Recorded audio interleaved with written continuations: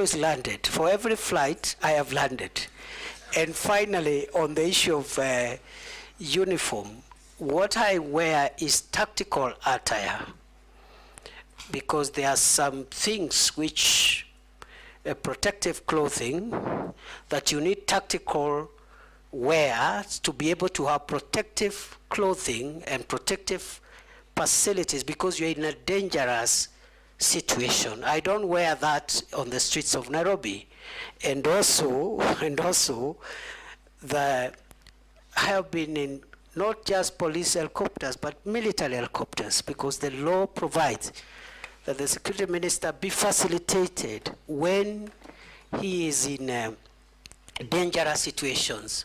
The Minister for Interior, the Minister for Defense must be facilitated, because the nature of our work is we are exposed to risk and danger by virtue of office. Otherwise, I do not fancy it's only that it's all in a day's job. Morugara. Thank you very much, Mr. Speaker. On a CS, CS nominee, let me take you away from the police officers, the bandits, and all these other insecurity matters you're dealing with, back to national government administration. I recollect very well that when you were here, we actually questioned you on it lastly during the vetting, and emphasized that the nerve center of the national government administration is in the villages. That we do have very serious workers in the villages who possibly are not recognized by the national government, but who play a key role in the service and security provision and everything else, so that we can avert incidents like the Shakahola and the quarry incidents we've talked about. Here I'm talking about the village elders and the Nyumba Kumi workers, whom you use extensively 24 hours every day, every month, and every year, and in a form of service which is very similar to servitude or some form of modern day slavery. These people are not remunerated. Your response that time was that a policy was going to be put in place immediately, and that they would actually start getting a form of remuneration. The question I have to you is, how far has that gone, and when should these people expect their paycheck? Whether check, whether M-Pesa, whether whatever is going to be, when should they expect to be paid?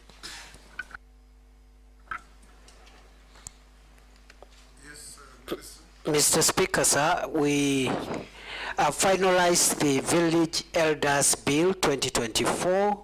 It is one of the 12 pieces of legislation that are awaiting cabinet approval for transmission to Parliament, and therefore that matter will be sorted out in the shortest time possible. I submit.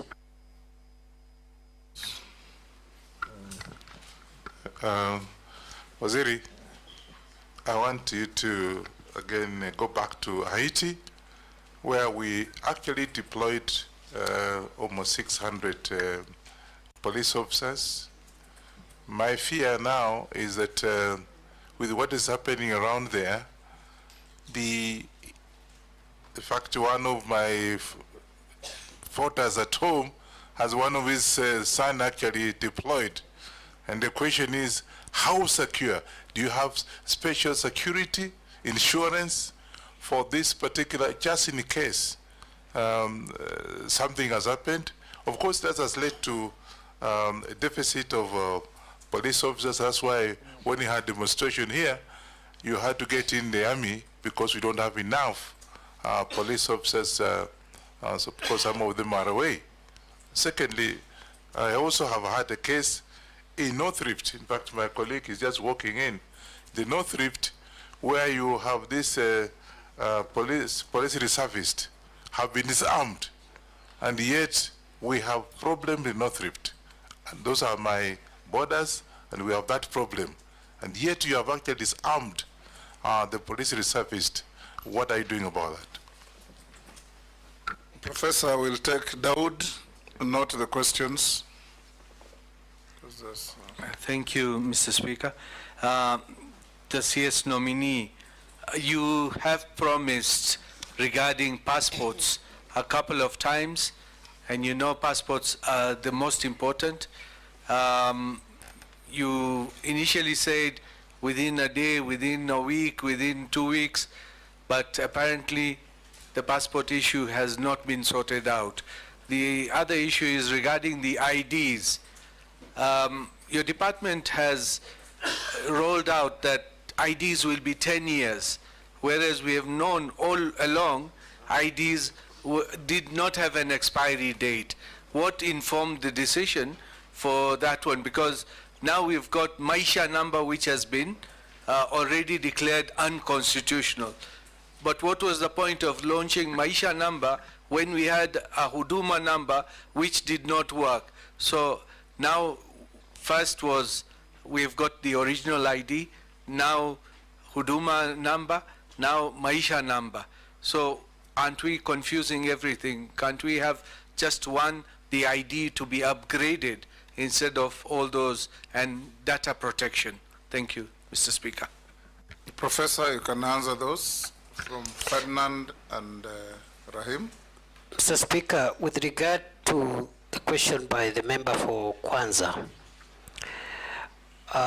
Haiti is a United Nations mission.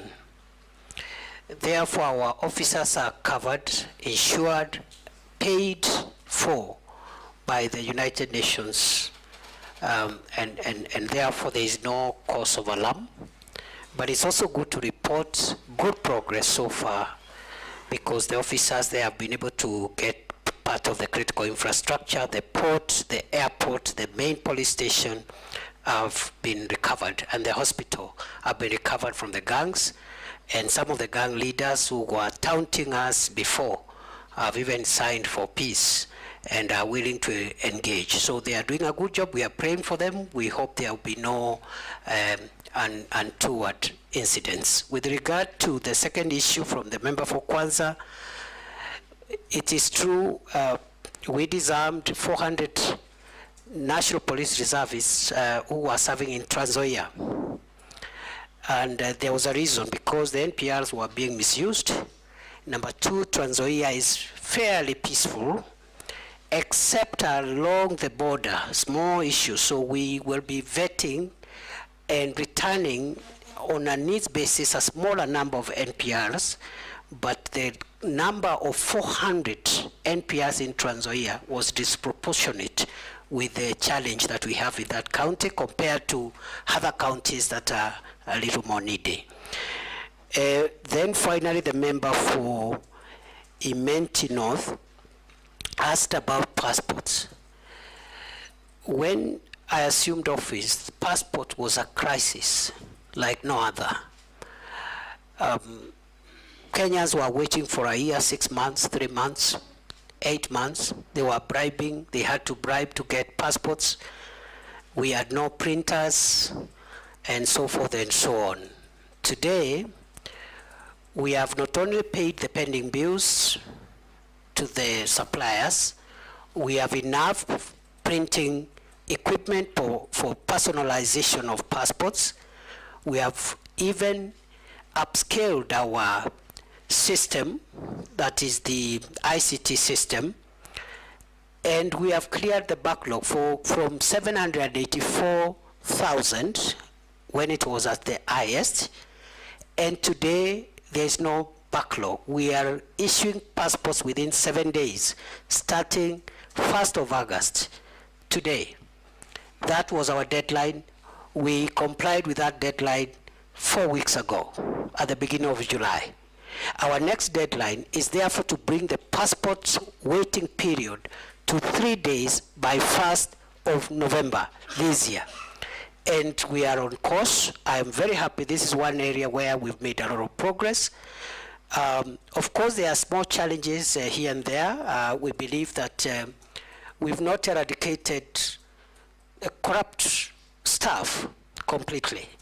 We have a new crop of staff, about 120, but we are not sure that corruption has been eradicated from that directorate, and we are working on that to ensure, we'll be working on that if we are approved, to ensure that we clean up the whole place. With regard to IDs and pass and Huduma number and Maisha number, the reason for the 10-year limit is because of technology, because unlike the ID that we are used to, the second generation ID we have, the third generation ID is a technology card, and technology keeps on growing old, and therefore that's why we have a 10-year period, and that's why even passports, they normally have a time frame. You cannot have a passport for life. That is the idea. It is not to punish Kenyans.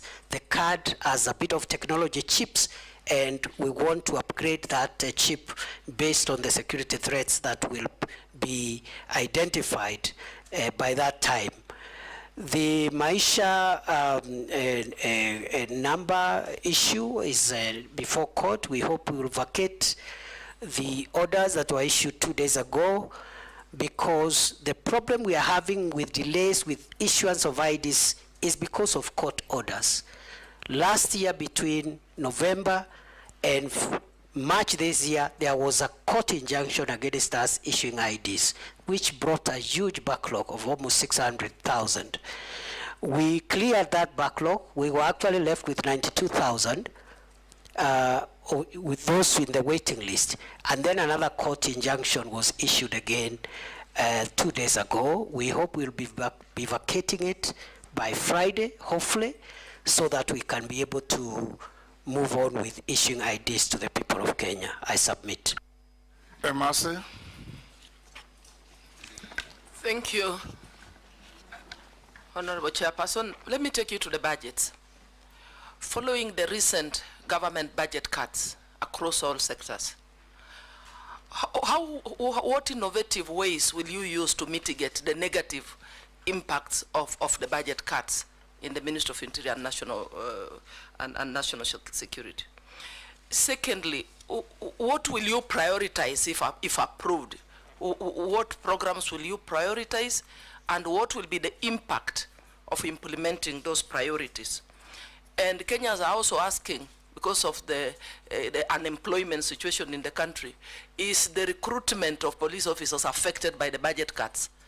And if not, what innovative ways again will you use to recruit them differently? Because as it stands, Kenyans are concerned that recruitment of police officers has become a preserve of the rich, or of those who can afford to sell some land. So how are you going to make sure that employment opportunities in the Ministry of Interior are open to all Kenyans, irrespective of their tribe, their religion, where they come from, whether they have money or not? Thank you. Hold, Professor. Yes, Missy, take those two. Thank you, Mr. Speaker. Prof, you'll go down the history as the first minister to be vetted twice in one term, one presidential term. Of course, the others who are coming, but for now you are the first, and that history will not be, will be there forever. And I'll take you back to what you said in the Senate, that history is replete with strong and powerful dictators who are brought down by the power of the people. And I dare say you've been brought back here to this vetting by the power of the people. I want to refer you to an event, because you are a member of the National Security Council. This is the core of the security of this nation. I want to refer you to an event in history in 1962, during the Cuban Missile Crisis, something I know you are much aware of, because you are an international law student or professor. During this time, the then president of US, J.F. Kennedy, had a standoff with the Soviet Union, Nikita Khrushchev. And there was an ex-com committee members, comprising of 14 members, almost akin to what we have here as the National Security Council. All those 14 members agreed that to deploy. It took J.F. Kennedy brother's advice to do otherwise. I'm not asking you to be consulting your brother, But if it were not for the brothers' advice, then we could have experienced the first nuclear war to the destruction of the world. Now, I look at the events that have happened here as a result of either good or bad decision of the National Security Council. And just like somebody said, that there is always an inclination towards consensus, even if a decision is bad, that the committee of people could easily incline towards psychological consensus to the destruction or to the results of a bad decision. Does National Security Council of this republic also suffer from groupthink? Groupthink in a way that there is no devil's advocate to give an alternative decision making that can save the country. Then, Speaker, if you may allow me the last, very brief. You've tried to explain the donning of the uniform, the police uniform. What surprises me, Prof, is that you give instructions to police, you give press conferences, you are adorned in the uniform of the police. But when it comes to the crimes committed against humanity by the police, that's where you say the police are independent. How independent is your uniform? Professor. Thank you, Mr. Speaker.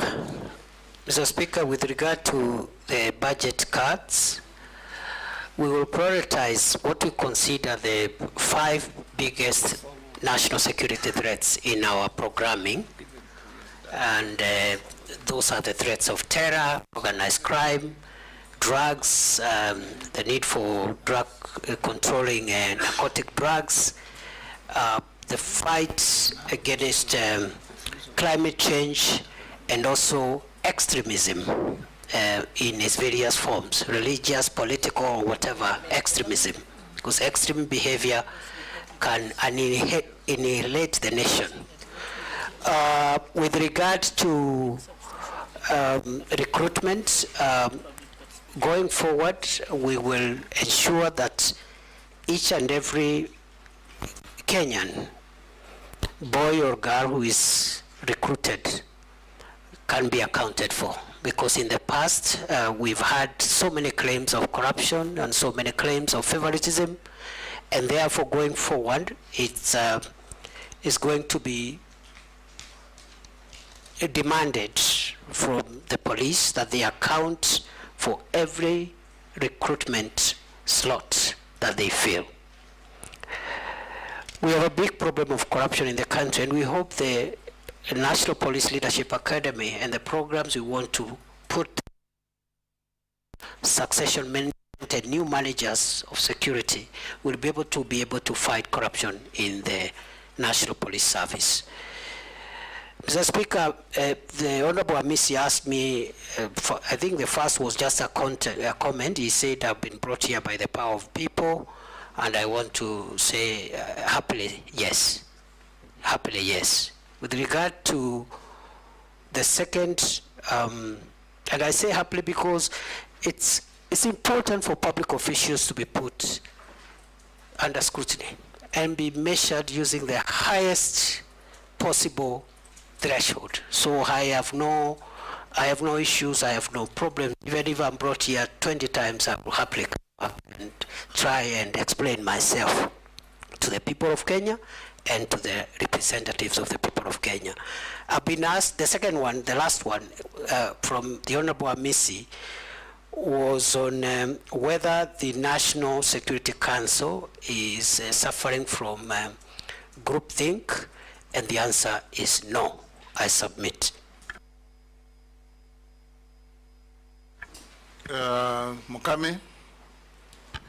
Honorable Mukami. Thank you, Honorable Speaker. Honorable Speaker, I want to ask our Waziri one question from a police officer who is concerned. I understand there is a court battle in the court since 2018 between the police constables. There are those who are earning higher salaries than the others. That means there are those who are in job group J, they are earning more salary, and that is why they had gone to the court, because they want to understand why there is a discrimination. The other question it's about our police officers. Waziri, as you know, our officers really do a lot of work. What policy are you going to put into place to motivate our police officers? Because there are those officers who have stayed in one station for over 20 years. They've never been promoted, they've been never transferred, they are just there in that station. So we need to motivate them. Thank you, Honorable Speaker. Mishi, Honorable Mishi. Thank you, Honorable Chairman. Honorable Chairman, I want to ask Professor one question. Professor, as the women of this country, we are shocked and we are sick to see the rising number of femicide cases. In fact, we are really shocked when we saw the bodies which were discovered at the quarry, because all the bodies were for ladies or other women. I don't know what is the root cause of this. What contributes to all this? Who slept on the job? We need to know some answers on these issues. Second, Honorable Chairman, I know he has answered issues on the issue of officers using excessive force during protest, but I also wanted to hear from him, what future plans do you have to ensure that future protests are going to be managed in a way that there will be no loss of lives? Thank you, Honorable Chairman. Professor. Mr. Speaker, sir, with regard... Hold, Professor Emaso, you have a point of order? I think the nominee forgot to respond to mine. Which one?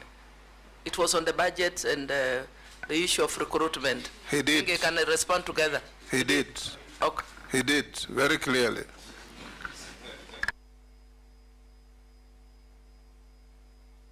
I not was misleading you to raise that issue. Mr. Speaker, with regard to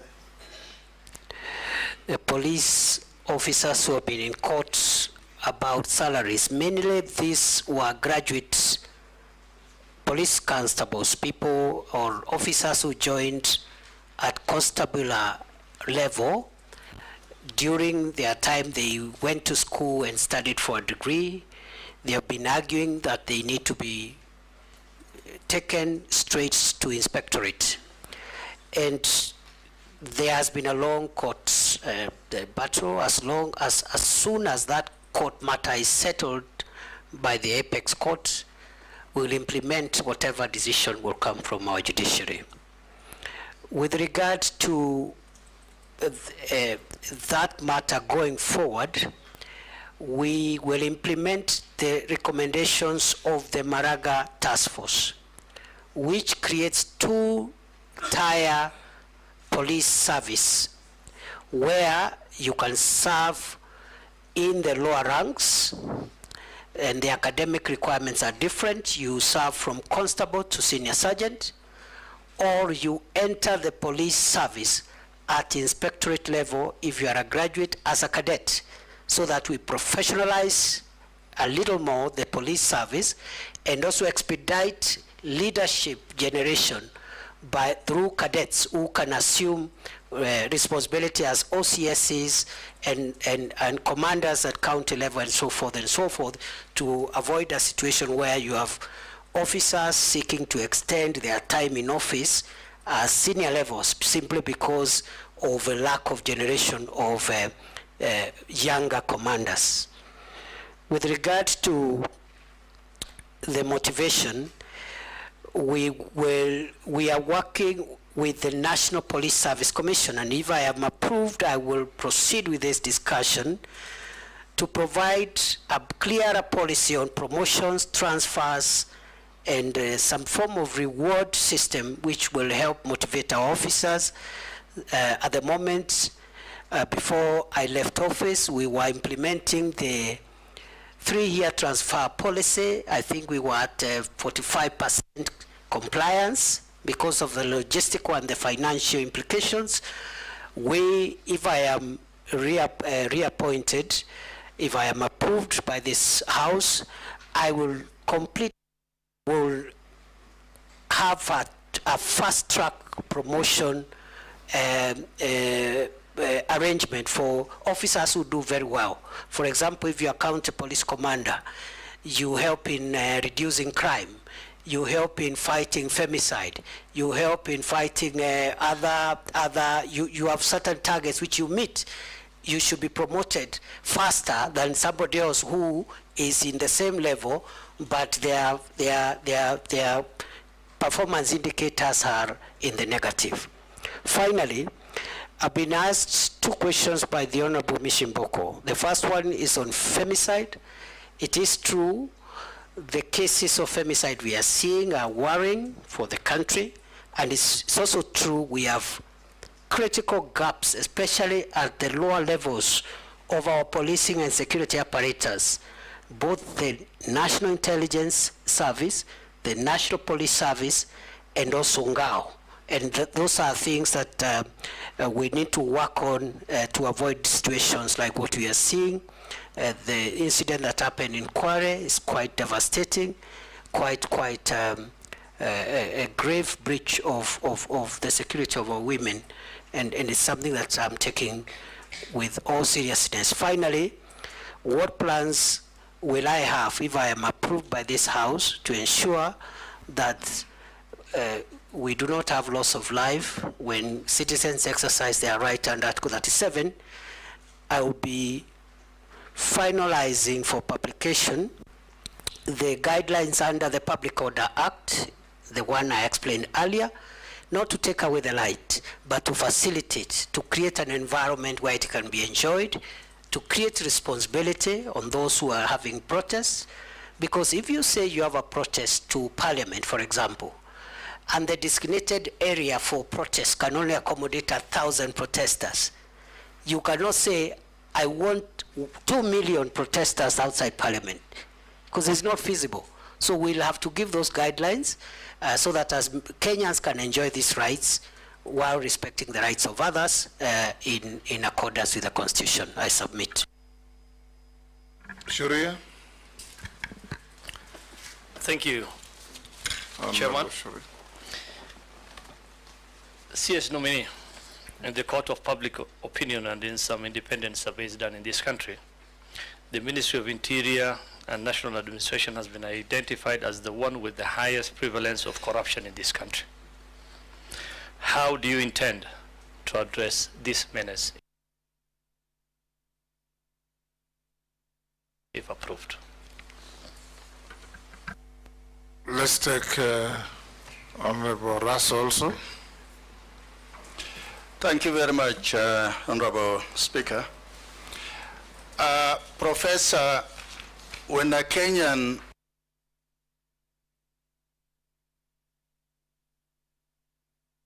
reads a Gazette notice of Kenya Gazette, they will tend to believe that is the true reflection of a policy direction from government.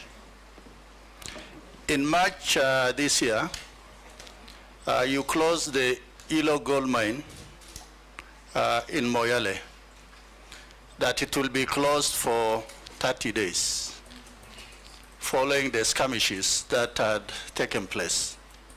But since then, over 30 lives have been lost, including that of security officers. That particular area has turned out to be a black market for mineral entrepreneurs, and the citizenry have generally lost faith in government and also in the security agency. My question to you, if the House approves your nomination, what is it that you are likely to do to reaffirm the community's faith in that the government does what it says it will do, and also that the security of that area, because Dabel has the inhabitants community, that the security is restored. Secondly, Honorable Speaker, those of us who come from the border areas, we have very porous borders. There's influx of arms, contraband, drugs, and also illegal immigrants. But what we are experiencing also is so many roadblocks and checkpoints. Some actually are rent seekers as opposed to for purposes of security.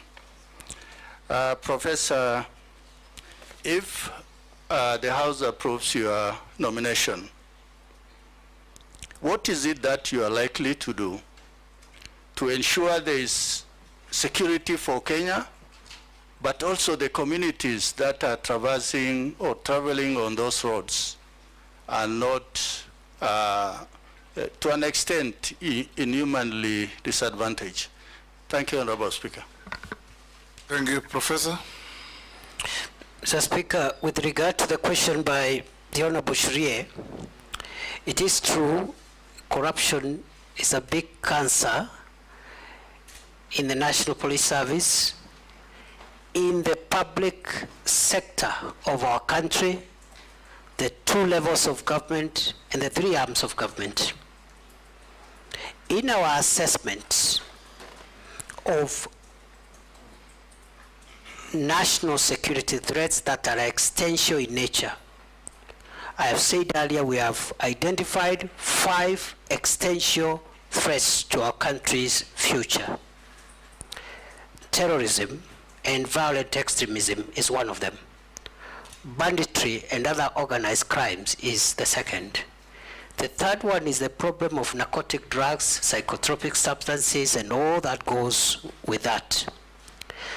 The fourth one is climate change and how it is creating disruption of livelihoods and breeding conflicts among communities. The fifth one is corruption. And therefore, going forward, if I'm reappointed, I am going to escalate programs, policies, and measures to eradicate corruption within the organs of the national security that are within the Ministry of Interior, but also propose for the rest of the country, the rest of the government and public sector, measures that can help us secure the country, because it's no longer an issue of the corruption by the police. It's an issue of corruption being able to actually threaten the country's future. And therefore, corruption is top 5 of our national security threat. Lastly, I've been asked about by the Honorable Didoraso about Hilo. It is true. Hilo gold mine in Dabel, Moyale, we closed in March for 30 days, but we've extended those orders. We have identified that area as a disturbed area because we lost some people there who were fighting over mineral rights, mainly illegal miners who had come, even some of them from other countries. So we closed it on security considerations. We are in talks with the Ministry of Mining to see how an orderly resumption of mining activities can happen. I was there physically in June. I was planning to go back in July before this happened. In the interim, we have lost a few people because of illegal activities around there, even as we speak, on a very low scale though. We even lost 2 police officers in the last 2 weeks. So as soon as if I am approved, as soon as I'm in office, I will prioritize the Dabel issue to ensure orderly resumption of lawful mining activities to the benefit of the communities that are there. With regard to borders, the multi-agency roadblocks we have, especially the one in Archer's Post, the one in Mombasa, the Garsen-Malindi Highway, all the multi-agency roadblocks are working well, including the Kanyonyo one, the one on Garissa Mwingi, Nairobi Highway. What the criminals have done, those who smuggle arms and aliens and drugs, they are using alternative routes. What am I going to do? The same multi-agency approach that we have used on the main highways. We will increase our surveillance and put multi-agency effort, not necessarily roadblocks, but patrol teams by our special forces on the alternative routes that drug traffickers, human traffickers, and other criminals are using to harm our country. I submit. Honorable Mule. Thank you very much, Chair, and thank you very much, nominee. Honorable Speaker, I want to ask Professor that he came to be the Minister for Interior after the last election and be vetted by this committee and approved, and understanding very clearly the economic policy of the Kenya Kwanza policy of bottom-up economic transformation. You have been in office, and I want to bring you to your attention that the National Assembly put up regulations for private security firms to be regulated properly. And in the view of the better or the bottom up, it was to create employment. But in the time you have been in the office, this industry has suffered tremendous losses whereby you have not given them any regulations, you have not restored order and system in the private sector. And I would wish to know exactly what are you going to do. These private companies have been providing employment to more than almost 1.5 million Kenyans, and they could do better if the government enables proper regulations to create that. And you revoked the license of the Private Security Regulatory Authority, whereby 9 companies plus in this country have not been able to create employment. Are you in the tandem of the idea of creating employment, or making sure that there is no more employment and reducing the tax collection for the government? Because that is in your docket, whereby you need to create environment. And being the last person, Mr. Speaker, I would wish to ask the CS to give us a number of activities he has participated in pro bono work in this country, preview to being a CS or after being nominated as a CS in this country. And last but not least, CS, the issue, I'm the last one, so I just want to give him 10 minutes to respond to me. The nominee, the issue of ID in this country is really, really alarming, especially to the young people who are intending to join institutions of higher learning. And I can assure you, quite a number of them, they are not able to register or for admission in the Institute of Higher Learning. What can you do better to make sure that every young people, and especially the Gen Zs, immediately they are clearing their secondary school, they acquire their IDs at the tail end of their Form 4? Why do we have to wait for them to get out to the field and start struggling to get this opportunity? What collaboration will you do with the Ministry of Education? By the time these young people leave school, they already have an ID. We don't need to wait until they get out here to start struggling. What measures are you going to put if, and I'm using the word if carefully, you'll be approved by Parliament and this committee? Professor. Mr. Speaker, sir, the private security regulations emanated from our ministry, of course, were presented to National Assembly for approval. So those regulations themselves speak to the fact that we've been actively involved in generating policy, guidance, and framework for this very critical sector. In fact, it is my belief, having interacted now with the ministry for 21 months, that the private security, if a little bit in terms of kind of content those that are recruited there go through, can help us in providing security for some of the private and not so critical installations. And we can vet some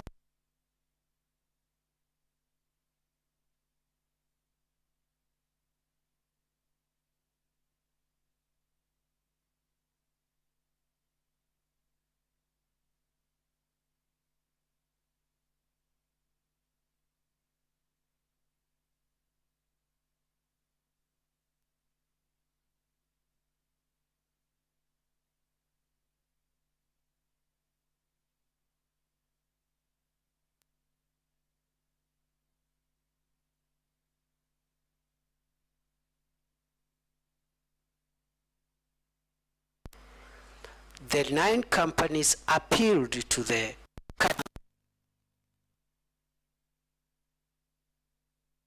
that revocation in accordance with section 43 of the Act. So those licenses that were revoked, they were reinstated on appeal. Then the issue of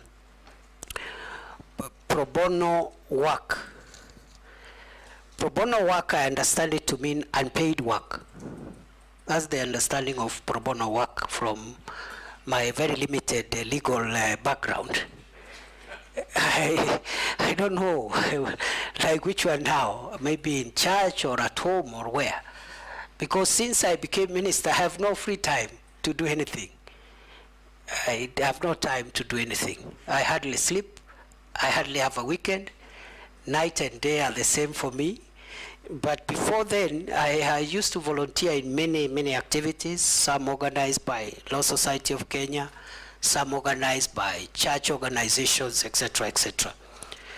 The last question by the Honorable Mule is on identity cards. We have suffered the current discomfort because of court injunctions. That's number one. Court injunctions for 4 months between last year and early this year, and right now there's even another court injunction. Number two, we have suffered the disruption because of change in technology from the 2nd generation ID to the 3rd generation ID.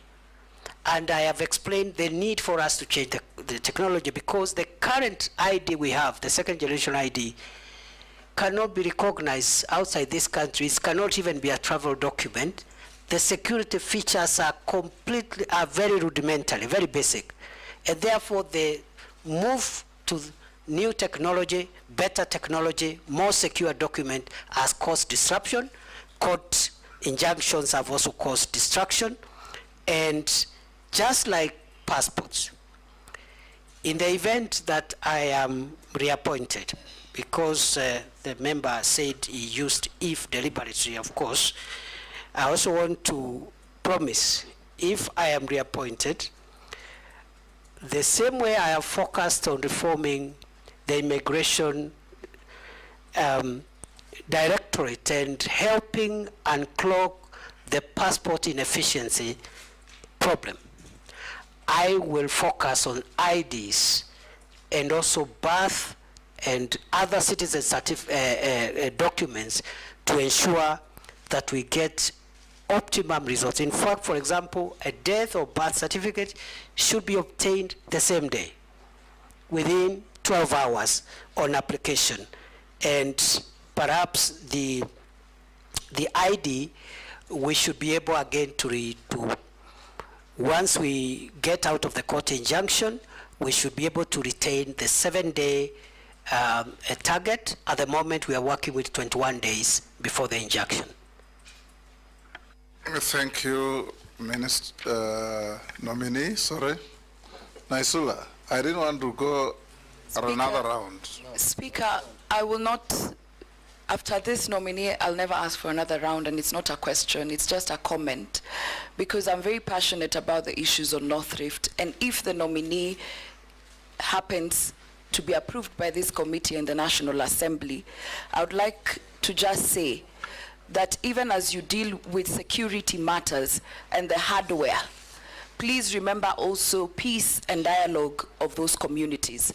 Now that there seems to be some semblance of calm, this is the best opportunity to now engage those communities to deal with the stereotypes, and also for them to be able to remove the criminals among the communities. Please, in case this committee passes you, approves you, ensure that you have a budget that will help you to engage the communities so that we can deal this issue once and for all. For Shakahola and Kware and all the other issues, we want to see action and not just talk.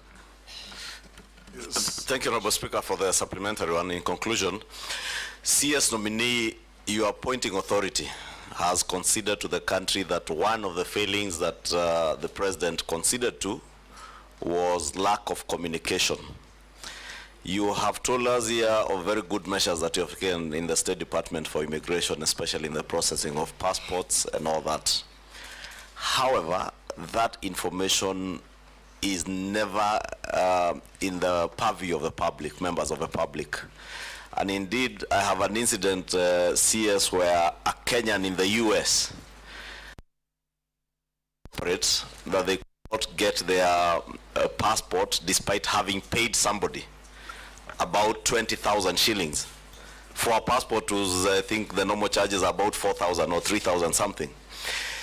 And when I followed up the case, the person who was even paid this bribe was not an officer at the Immigration Department, and it took the intervention of the Director General of Immigration, Ms. Evelyn, to get the DCI to hunt for that person. Somebody extorting Kenyans money from Eastlands, pretending to be working in Nyayo House. And therefore, the lack of communication aspect in your ministry is what I want you to address. Should you, or if you are approved, what are you going to do to ensure that there is proper communication to the public, so that the public are not taken advantage of by criminals out there in Eastlands and elsewhere who are extorting bribes from Kenyans on the pretext that they are working in Nyayo House? And just like Owen Bayer said, you once declared Nyayo House a crime scene. That crime scene now seems to have moved from Nyayo House to the periphery of Nyayo House and other areas. I would want to hear what specific measures you intend to take to make sure there is proper communication. Kenyans know how much they ought to pay and to who, and so that they're not taken advantage of, because you are also aware that has been very rampant. Chairman, thank you. Chairman, I just wanted to ask the CS, this issue of the IDs. Professor, you say the IDs will expire after 10 years. Have you put into consideration the first areas, people like in North Turkana, how far they travel to get IDs? Because IDs are not like passport, they're essential documents that people must have all the time. After, you know, it will be cumbersome for them to go to those centers to go and get IDs. And secondly, on this unrest, you have seen that, as you have said, the IG resigned. But are you aware, in your absence while you are away, we used to have Baba while you are away, but while you are away, that a new IG was appointed? He's still away, he can't answer. No, but that, what is your take? That we were told 60 years, Mr. Speaker, I'm putting it in a better way. Yes. We were told when somebody reaches 60 years, he should leave the public service. Are you aware that a new IG has been nominated who's 64 years or 63 years, who has retired, who is being recycled? I don't know what extra thing is going to bring. And my last question is on illicit brews. The Interior Ministry has been accused by the Deputy President of sabotaging the war in illicit brews. Is the war on illicit brews only being waged in Mount Kenya? What aspects of this war are being undertaken in the Interior Ministry, and what is being done by the Office of the Deputy President? How much funds have been used in this war in the last 2 years when you were the Interior Ministry, before you were fired? Nominee, on the issue of the IG, I direct you not to answer the question because I've received communication from the President nominating the nominee who will be vetted by a committee of parliament, and those questions can be raised there. If you answer that here, you'll be prejudicing what is coming to parliament. Answer the other questions. Thank you. Mr. Speaker, Honorable Naisula was a comment. We've taken it on board. Honorable Kimani Ichung'wah's issue was about communication. When I assumed office in October 2022, I began a habit of every 3-4 months updating the country on the status of our homeland security. We've not had one in a while. I had planned one for June, which was postponed and thereafter disrupted. We will use our public accountability updates on security matters to communicate more on what we are doing. And the next, if I am approved by this House, the next public accountability address will feature more on the reforms we have made at immigration department, because I think there we've made a lot of success. People concentrate on the banditry thing, but I think also on the passports issue we've made a lot of success. Where we still have problems is the IDs and other aspects of citizenship documents. With regard to the ID, the question by the Honorable Junaid Mohammed, the reason for the 10-year limit, there are two reasons.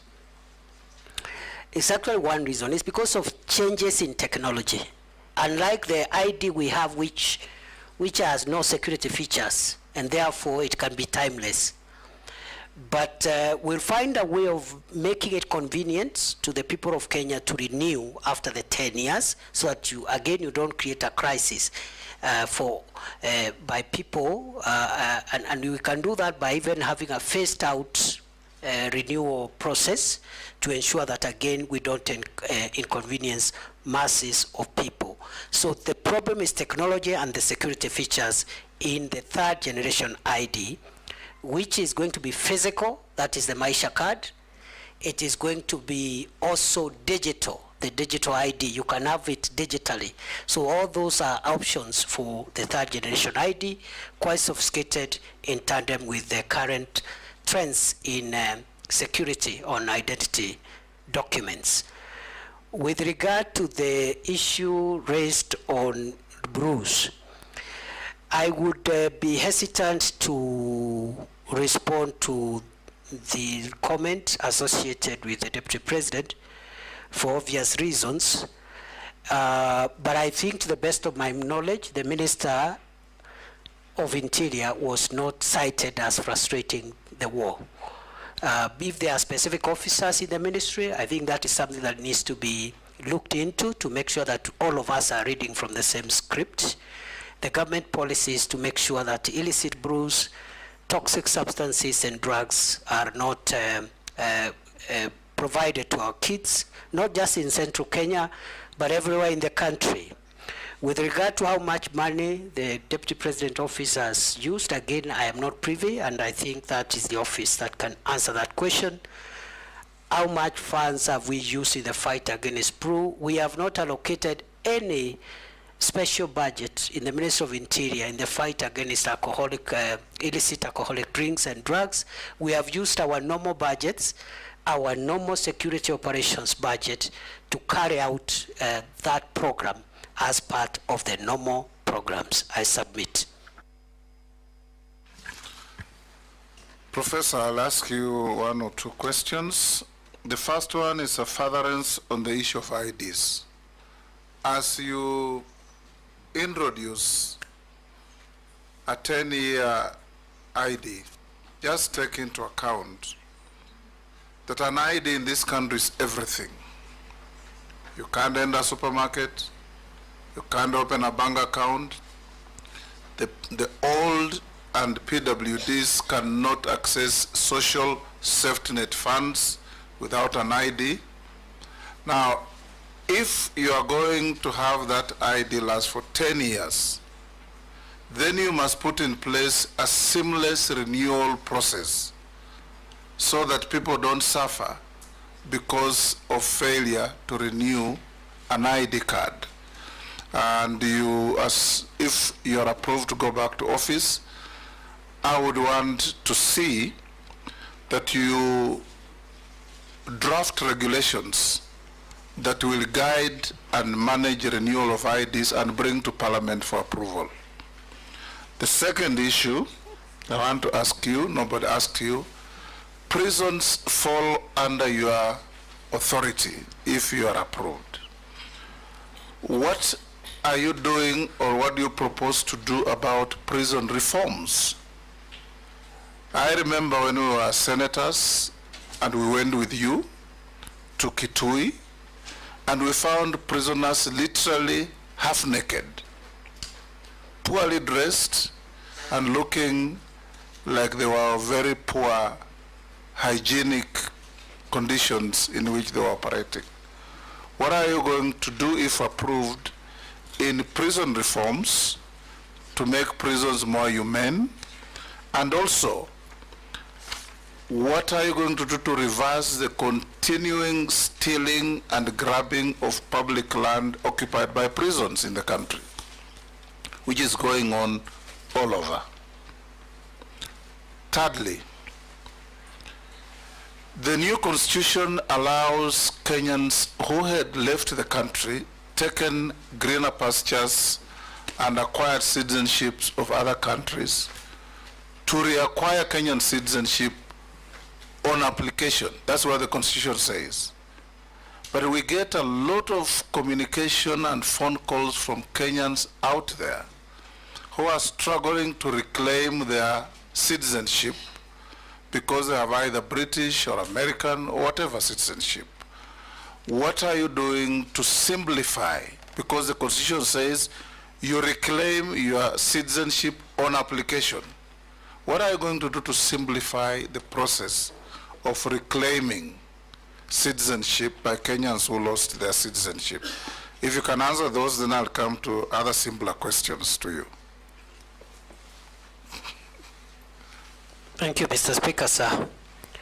Mr. Speaker, on the first issue of IDs, I agree with your recommendation and guidance that we should consider seamless transition from after the 10 years to avoid creating a crisis. I believe it will be possible because we had a similar situation with passports when we went into e-passports. So what you do, for example, is to say that the ID that has expired will continue operating until you get a new one, for example, because you cannot be faulted because of a government administrative measure. Number two, we will make sure that we anticipate and put in place a rapid response initiative where you deploy additional facilities, additional service points, additional personnel, even if it's on a temporary basis, at a time when many of these IDs will be expiring. But by and large, the old ID, the expired ID should work until when the state gives you a new one, because it's simply for technology purposes, safety features. It is not that we will give again another ID. It might even be the same, depending on whether or not we will consider that ID as being secure, a secure document by that time. With regard to regulations as guided, we will prioritize that, Mr. Speaker. With regard to Kenya prisons, we have part of the Maraga Task Force report. We have a number of recommendations on modernizing and reforming the prisons, which we are taking up. I have prepared a CAB memo, which had not been submitted to Cabinet, but I'm sure if I'm reappointed, that will be a priority. And the areas of reform include making the prison enterprises more productive by investing in better technology in their workshops to make sure they produce more competitive goods which are affordable. Number two, welfare issues. In fact, these seats you see here were made by prisons. Absolutely. So if they are empowered, because that is labor and skill is available, if they are given better equipment and for carpentry, for masonry and other skills in the prisons, we're going to have better output and generate more revenue and avoid the prisons relying on S-check all the time in these times of constrained budget. We also want to make sure that we improve on welfare issues, including the terms and conditions of service of prison wardens. It's part of the Maraga Task Force recommendation in consultation with the SRC. We also are working on software issues, for example, providing mattresses. We have a program called One Prisoner, One Mattress program, where up to now we have provided 10,000 from our budget, but also with the support of other partners. And we want to make sure that every prisoner at least has a mattress, as we even work on physical facilities and the housing for our prison warders. We want to construct 28,000, and we have already, I think, I don't have the figures right now, but I think we've done nearly 500 in different prison facilities. We want to do 28,000, which should almost meet the entire demand, because that is almost the population of our prison personnel complement. Other than that, the prison land, there are certain serious encroachments on prison land. The most notorious one is the KITHURE prison land, where out of the 3,000 acres, only less than 300 are available. The rest have been grabbed by powerful and former senior people in various administrations and their friends. We will have to recover it. We have engaged the National Land Commission and other stakeholders. We will recover the land. They say that every prison land must have a title deed. Many of our prison lands are not titled, so we are working, they're protected through titling. The last question, Mr. Speaker, sir, you asked is about those Kenyans who are regaining citizenship. We have made tremendous progress, and I want to admit, in line with what the Leader of Majority said, I think the communication is what we need to improve on.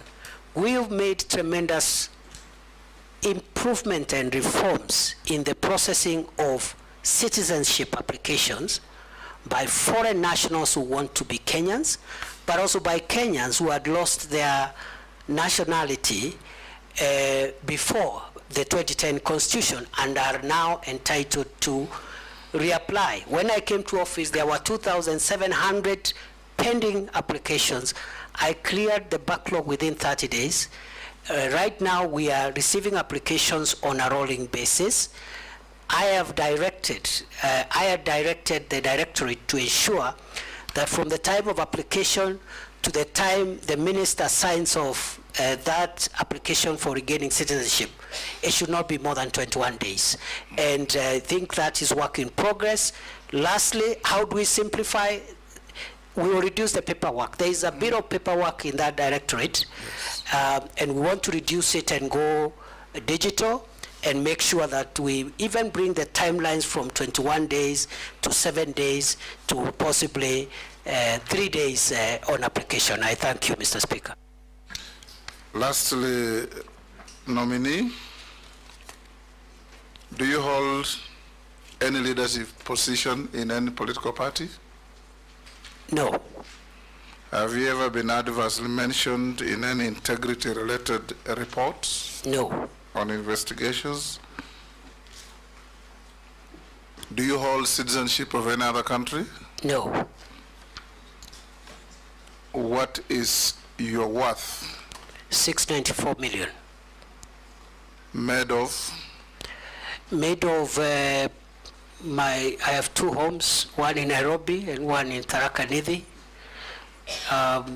Then I have landed buildings, about 235 million. My 2 homes are worth 190 million. And then I also have savings in SACCOs and banks. I also do legal practice, so I have a bit of revenue that I've generated through my law firm, and that is it. And I forgot, Mr. Speaker, when I was filling in, I forgot to add, I have vehicles of about 17 million, which are not part of that report. I apologize. I remembered after I had submitted the questionnaire.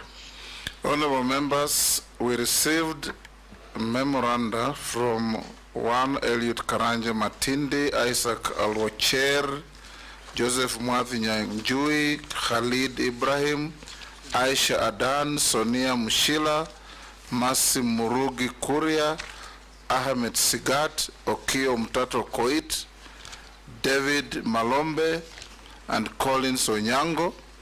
We forwarded them to the nominee, and the nominee responded to all of them in writing. We have them on record. Professor, we allocated 2 hours. We've done with you 2 hours and 10 minutes. We want to inform you that this brings to an end our interaction with you. The clerk has checked all your documents against what you submitted, have been found to be correct and in order.